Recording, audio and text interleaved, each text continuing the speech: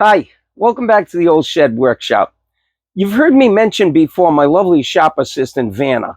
Well, Vanna's real name is Pam, and Pam has undertaken making a cutting board for one of her neighbors. She decided she wanted to try her hand at it.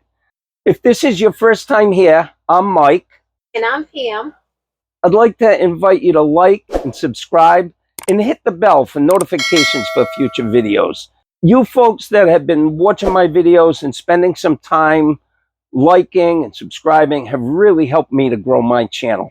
So let's take a look at the woods that Pam has chosen for her project. All right, Pam, what have you selected for different woods and different colors for this project?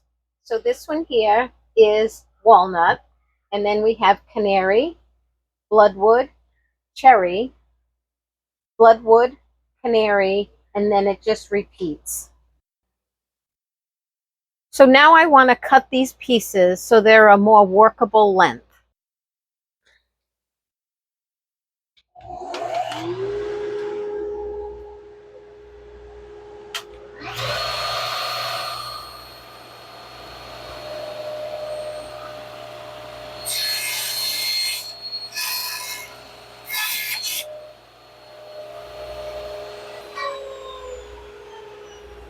Okay, so now I'm going to take the hold down clamp off and put my next piece in right up against the stop block. Tighten that up, and we cut our next piece.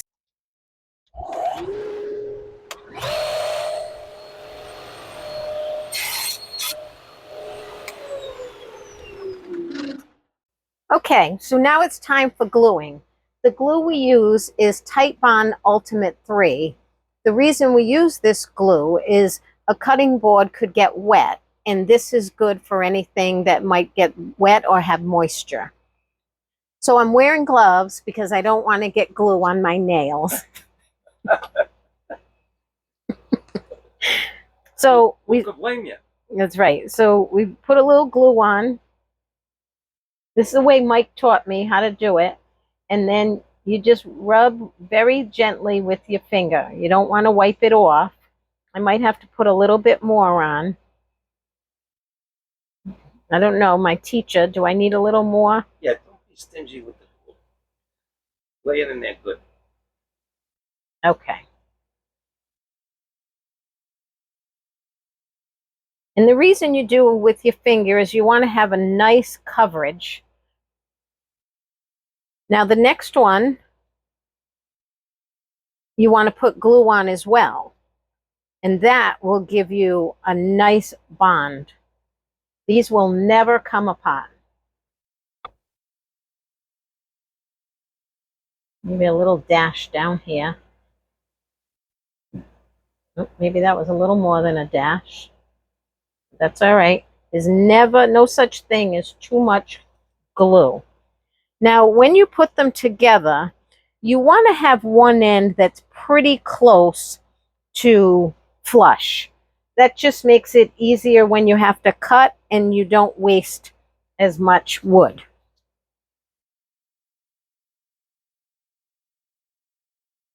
And then you just keep repeating this over and over until you get all the pieces glued together.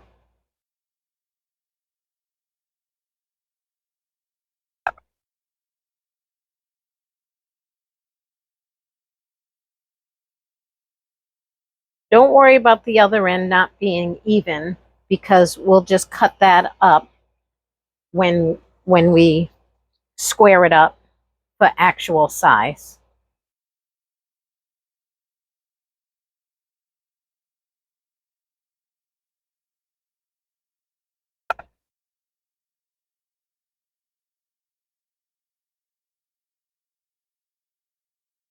So we're still gluing. I'll probably glue a couple more pieces and then I'll lay it down flat. You don't want to go too high up. It's hard to manage. It's like frosting a cake. Now we have everything glued up. The next step is to put them in the clamps. But before we do that, You'll notice one end, when I glued, I tried to get it as flush as I could. The reason I do that is when we have to trim it to size, there's less wood that you're cutting off, so less waste. Next thing we want to do is we want to make sure everything is flush to these clamps. When I glued them together, they're not even. Some of them are lifted. You can see this one here is lifted a little. So the way we do that is we just get a block of wood, a little scrap piece. You put it on here and you just tap, tap. Now you'll see there's a lot of glue seeping out. Don't worry about that. That'll all come off when we put it through the planer.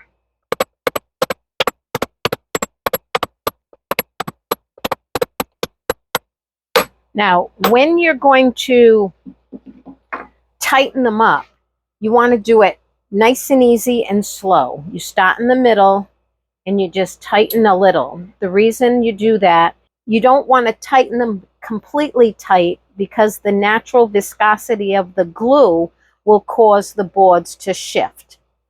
So you start at the middle, you just do a little turn, then you go out here, you do a little turn, and you watch your piece. You keep your eye on your piece. Make sure everything is staying in place.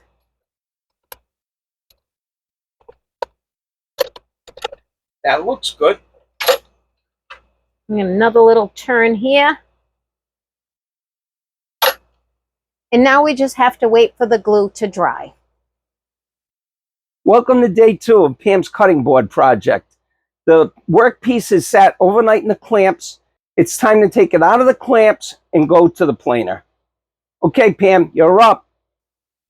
Hi. Okay, like Mike said, I'm going to take it out of the clamps.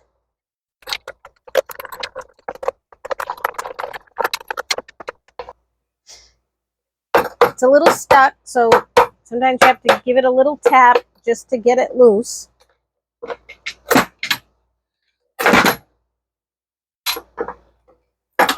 And there we go. So now we're off to the planer.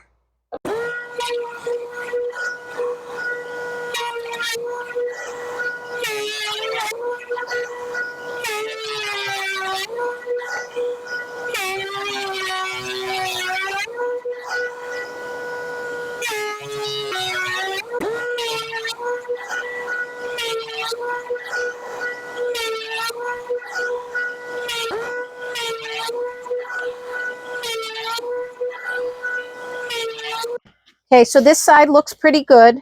So I'm going to flip it over and I'm going to run it through the finishing, which is 179 cuts per inch.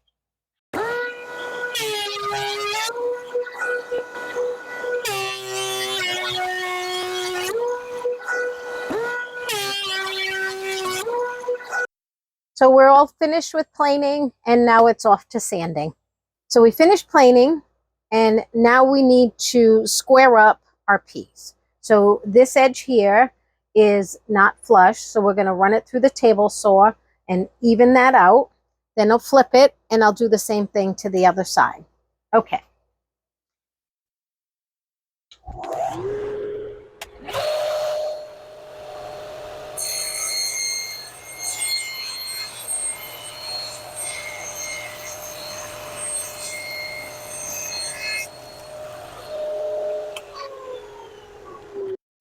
Okay, so now I flipped the board, lined it all up. Now I'm going to trim and this will bring us to the final dimension of the board. Okay, here we go.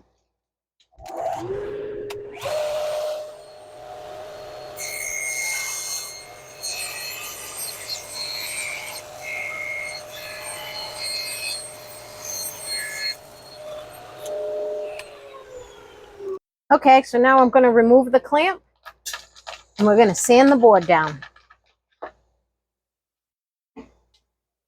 Oh, hi. Okay, so now we're going to start sanding. We're going to start with 100 grit.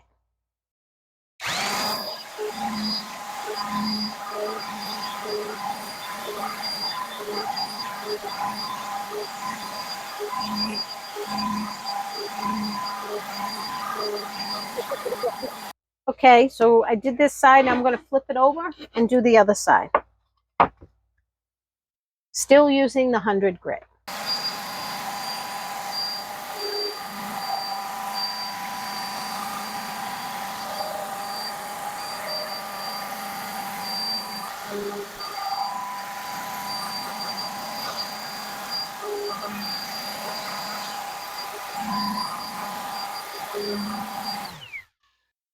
Okay, so I finished sanding with the 100 grit, and now I'm moving on to 120.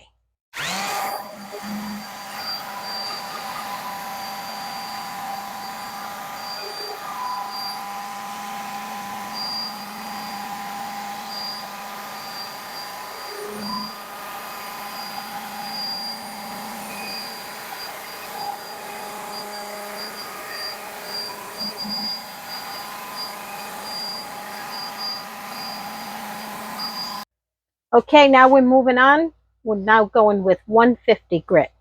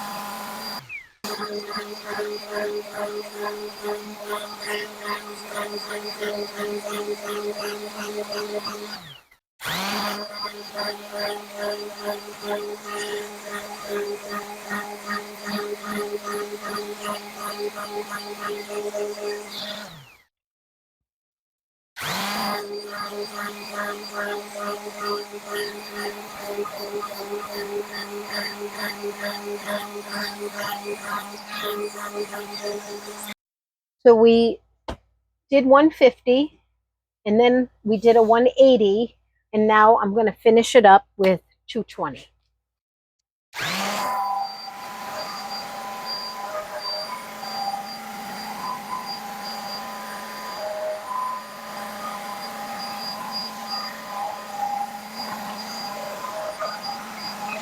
And I'm going to flip it, do the other side. You'll notice the edges are rounded.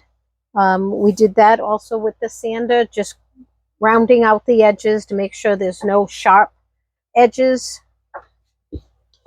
Flip this over.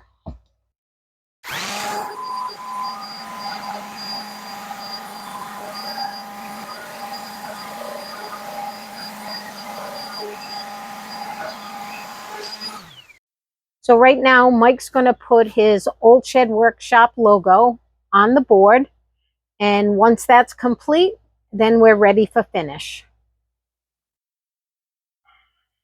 Looks good. Okay, so we're ready for finish. A couple of things before we finish. Did you notice that I had a towel under the piece when I was sanding? The reason you want to do that, it's a good idea to have something under it so your piece doesn't get scratched. There's always things on the bench, you never know, so you don't want to scratch your piece. So that's just a kind of a little helpful hint. What we use for the cutting boards is walrus oil, cutting board oil. It's important to oil the board. It protects the board. Another thing you want to keep in mind, you never ever want to put these boards in a dishwasher. Just wipe them down with a damp cloth and they'll be fine. When you're applying the walrus oil, I'll put some oil on the board, and then the recommendation is to take an old face cloth, not a t-shirt or anything cotton like that, because it doesn't hold the oil. The face cloth material will hold the oil. Okay, so I'm going to put some oil on the board. Now watch these colors come to life. So as I'm wiping, you can see I've got the walnut here. I've got the canary wood here. Then I've got the beautiful bloodwood, and then the cherry. And they are gorgeous. Look at that. Make sure you do your sides and your ends. Very important to go get the oil on the whole entire piece. Okay, so all these woods are different. Some are harder or softer than the other. So they're going to absorb the oil differently. So we may have to add more. As these colors come to life and I see all the work that we did, I'm just so proud of myself and of course Mike, my helper. And you know, this was a labor of love, and this is for you, Connie and Paul.